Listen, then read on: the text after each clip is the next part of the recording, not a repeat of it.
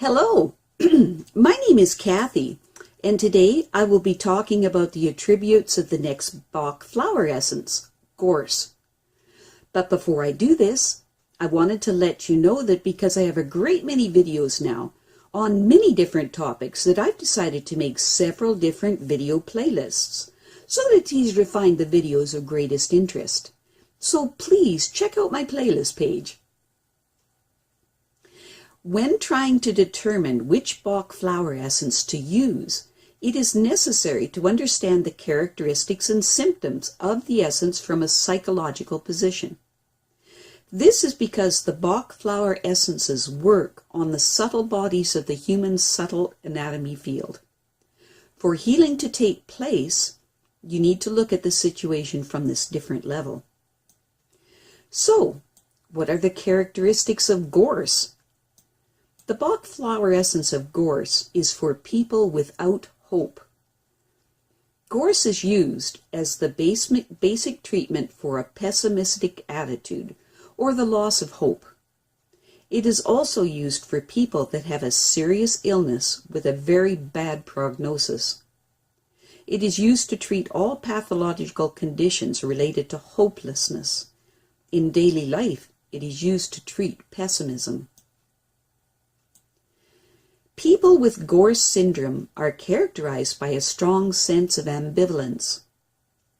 When positively expressed, the Gorse person has a positive and hopeful attitude that is tempered by a tendency to live without desires or expectations.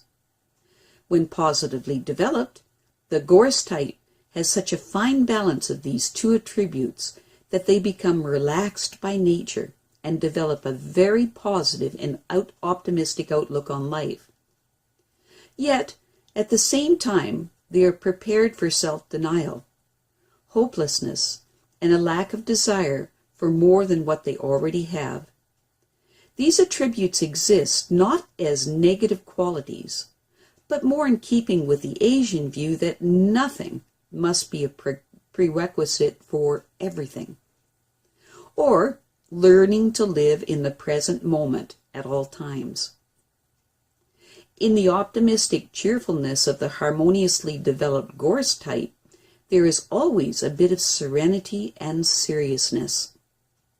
You get the impression that they have a deep unconscious knowledge and that they can experience and accept life in all its positive as well as negative manifestations. For people around the positive Gorse type, they serve as a symbol of hope, which is all the more valuable because this particular variety of hope is not the everyday superficial kind, but a deeply felt, profound knowledge and assurance that it's all that is right with the world. In the negative expression of Gorse, you find that this complicated makeup can lose its subtle balance and then will manifest itself negatively. Here you find their desire for happiness can turn to an equally strong sadness when these dreams are not fulfilled. The very optimistic attitude of the positive Gorse type can transform into its opposite when their expectations do not happen. When this happens, the negative Gorse type will use self-denial, which will then displace their more hopeful, life-affirming self. As a result, the negative Gorse type develops a life-negating hopelessness. In this negative state, renunciation no longer means a willingness to accept the greater dimensions of life, but instead it becomes something more akin to being closed up in a dark room. The Gorse syndrome becomes filled with pessimism and resignation. The negative Gorse type, when in this state, has truly given up any thread of hope. Here, a resignation to fate is no longer part of an invaluable process of discovery, but instead becomes a process of inner destruction. This condition can affect the physical health of the Gorse type. In particular, it is characterized by severe and chronic hopelessness. You will often find this in people whose illnesses have reached the transition into the phase where there is generally no hope of recovery. Gorse types who become ill do not want to go on anymore. Their goal then becomes the ultimate cure of everything, death. If they still undertake treatment or therapeutic measures, they do so only because of the pressure of a friend or family member and not from any further desire on their part to get well. The Bach flower essence of Gorse is the essence that is used to fight pessimism and hopelessness. It stimulates a person's will to live.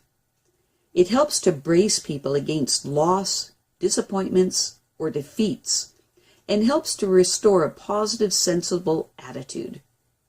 When used for people with severe, hopeless illnesses, it can promote a positive change, especially when a downward trend has become evident.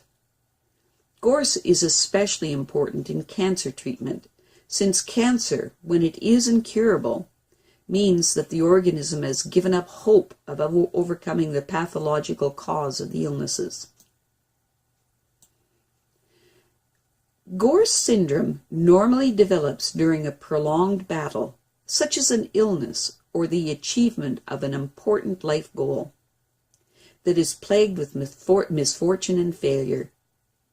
It is the expression of internal exhaustion, a disruption of the balance between taking and giving. Granted, the symptoms that characterize this condition are common, we will find ourselves susceptible to losing hope in the face of failure or bad luck. It is very important in our love for life and our optimism that we always remember that all life's beauty and its transitory desires and joys are merely the more superficial manifestations of a deeper, more meaningful dimension, and that everything that happens has meaning and occurs for a reason. It is exactly this subtle trace of the transitoriness of all earthly manifestations and joys that also provides us with a fleeting glimpse of a profound and unknowable eternity. In the Gorse syndrome, we are without positive expectations, without hope. However, we feel that we cannot survive, we cannot face a new day, we cannot think, breathe, or act. We persistently hope that everything will be all right, that somehow life circumstances will turn out for the better. When there is no more hope, life is finished. Some common combinations of Gorse with other Bach flower essence are as follows. Combined with century, it helps with passivity caused by hopelessness. Combined with elm, it helps with sudden hopelessness through too much stress and overwork.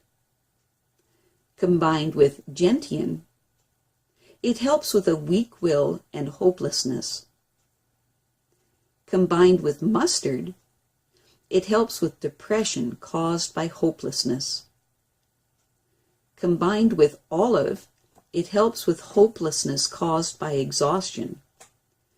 Combined with the Star of Bethlehem, it helps with hopelessness due to severe trauma. Combined with sweet chestnut, it helps with absolute hopeless desperation.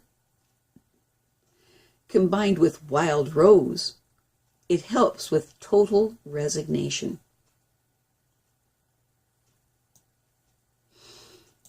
I have a great many videos now on many different topics, so I've decided to make several different video playlists so that it's easy to find the videos of greatest interest. So please check out my playlist page. Well, that's it for now.